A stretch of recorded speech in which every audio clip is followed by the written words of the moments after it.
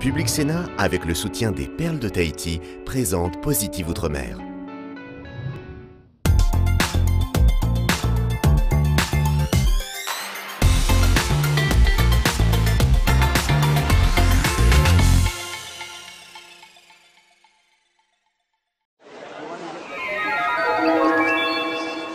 Les passagers à destination. Direction la Polynésie française, à 22 heures d'avion de Paris.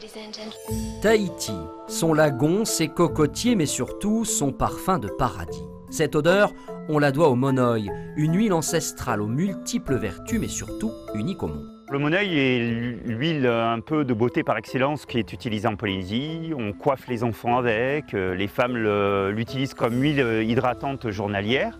Ça, c'est l'utilisation moderne, mais l'utilisation traditionnelle était plus orientée vers la médecine traditionnelle. Donc c'était un produit qui était utilisé par exemple pour des maux de tête, pour des otites, des choses comme ça. Donc c'était plus un produit médicinal à la base et c'est devenu un produit dans la modernité, plus de beauté et qui fait penser à la Polynésie parce que c'est un des produits phares qui fait découvrir le pays.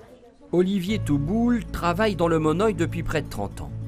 Aujourd'hui, il est l'un des seuls à cultiver un champ de tiare, cette fleur propre aux îles du Pacifique qui éclot toute l'année.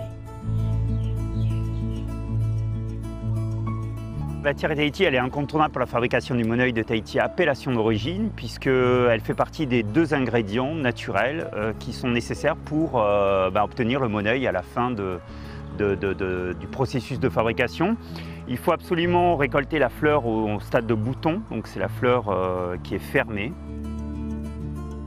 Donc en fait, pour l'usine, pour la fabrication de notre monoï, on a une capacité de production de 20 tonnes de monoï tous les 15 jours. Donc il nous faut à peu près 2400 paquets de tiare Tahiti. Ça fait à peu près 240 000 fleurs tous les 15 jours. Direction ensuite le laboratoire de cosmétologie. C'est ici que les boutons de tiare sont décortiqués pétale par pétale. L'ensemble est ensuite plongé dans une cuve où elles vont macérer plusieurs heures dans une huile de coco raffinée. Aujourd'hui, le monoï, c'est à peu près 400 tonnes qui sont fabriquées localement et uniquement 300 à 350 tonnes sont exportées vers les marchés étrangers. Cela représente à peu près un chiffre d'affaires d'un peu plus de 4 millions d'euros, donc grosso modo pour le pays. Mais le monoï se veut aussi plus responsable car Tahiti est frappé par le blanchiment du corail, une situation qui s'accélère avec l'utilisation de la crème solaire.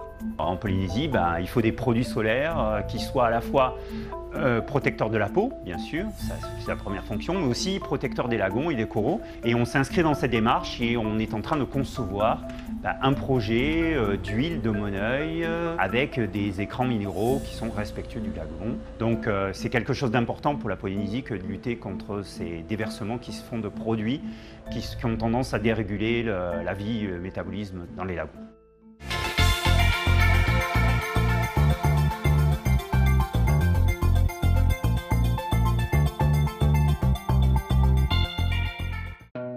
Public Sénat, avec le soutien des Perles de Tahiti, vous a présenté Positive Outre-mer.